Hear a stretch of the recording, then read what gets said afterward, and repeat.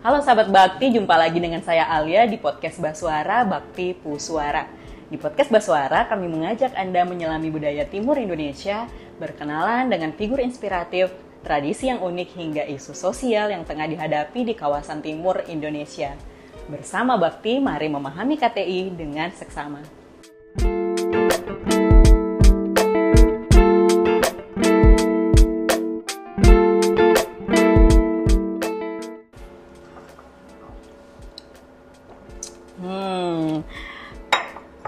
Sahabat Bakti, saat ini saya lagi ngopi di salah satu kedai kopi yang ada di Kabupaten Bulukumba, Sulawesi Selatan, namanya On The Way Indonesia.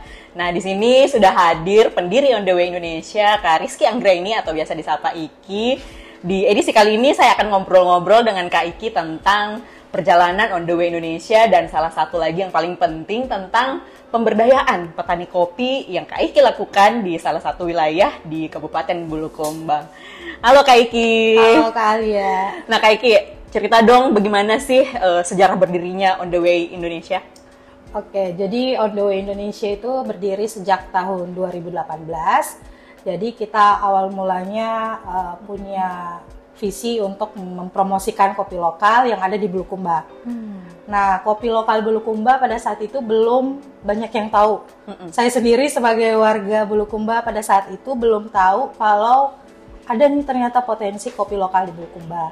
Akhirnya saya bersama suami melakukan kegiatan di salah satu desa bernama Kahaya yang akhirnya kita lihat ada potensi kopi dan kami merasa terpanggil untuk membantu petani mempromosikan kopi lokal minimal untuk di wilayah Bulukumba sendiri. Jadi 2018 kita bikin gerobak kopi, kita namakan On The Way Coffee Bike yang memang keliling di wilayah kota Bulukumba untuk berjualan kopi Kahaya pada saat itu. Lalu 5 tahun perjalanan akhirnya bisa berkembang dengan adanya coffee station yang sekarang kita berada di sini. Lalu yang kedua baru tahun ini launching ada di Coffee Station 2.0 itu ada di pusat keramaian baru di Bulukumba yaitu Pantai Merpati. Oh, jadi perjalanannya sudah sangat panjang ya? Iya, betul. Apakah karena itu juga dinamakan On The Way waktu dimulai dengan coffee bike? Betul, karena sebenarnya filosofi On The Way sendiri itu kan kalau bisa dilihat nanti ada logonya gambar kopi dengan di tengahnya itu ada kopi, lalu bentuk roda, gear. Okay. Nah, kita harapannya bisa memberi dampak sejauh roda berputar, sejauh-jauhnya dengan core kopi. Luar biasa ya. Oke, jadi selain jualan kopi nih, apa saja sih yang dilakukan oleh On The Way Indonesia? Seperti saya bilang tadi, kita berangkat dari kegiatan pemberdayaan petani di Desa Kahaya tahun 2014. Sekitar setahun kita melakukan pendampingan langsung dengan petani. Lalu di tahun ini, sejak akhir tahun 2023, kita kembali melakukan pemberdayaan bersama dengan 25 petani dan itu kerjasama juga dengan salah satu lembaga zakat di Indonesia dengan Dompet Duafa, dan kita memiliki beberapa program peningkatan hasil produksi dan kualitas kopi, terus pengembangan wisata berbasis kopi. Jadi kita berencana untuk membuat kayak edu wisata. Kita bisa berwisata sekaligus juga menambah pengetahuan minimal ya, orang-orang bisa tahu proses kopi enak tuh seperti apa. Oke, sekarang ini ada produk-produk apa saja sih di On The Way Indonesia? Kalau produk-produk bisa dilihat ini salah satu produk yang sedang kita kembangkan tahun ini. Ada kopi bubuk Arabica dan Robusta. Terus kita juga ada minuman ready to drink yang menjadi andalan dari On The Way sejak berdiri, yang mana menggunakan kopi lokal juga. Kopi lokal.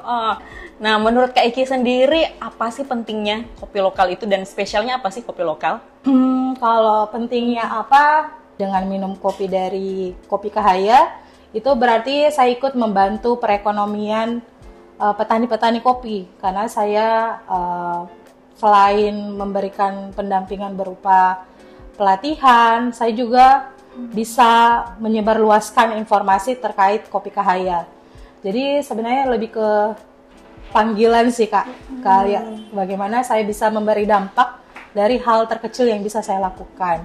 Saya punya kedai kopi On The Way, ya saya bisa dengan terus menggunakan kopi lokal, tentunya dibarengi dengan peningkatan kualitas kopi lokal, sehingga bukan cuma di Bulukumba kopi ini terkenal, tapi bisa keliling kemana-mana, bisa semakin meningkatkan penghasilan dari petani juga.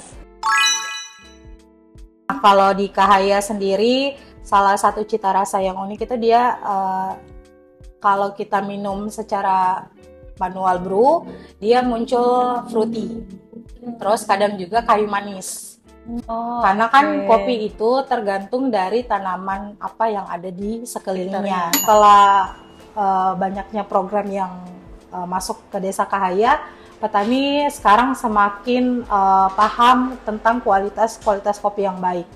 Jadi petani juga sudah fokus bagaimana bisa hasil kopinya ini sesuai dengan standar. Petani menjaga kualitas, tapi kalau di tempat penyangkraiannya digoreng gosong, itu juga nggak akan merasakan apa-apa. Jadi petani, prosesor, sampai ke kedai kopi itu sangat memiliki pengaruh.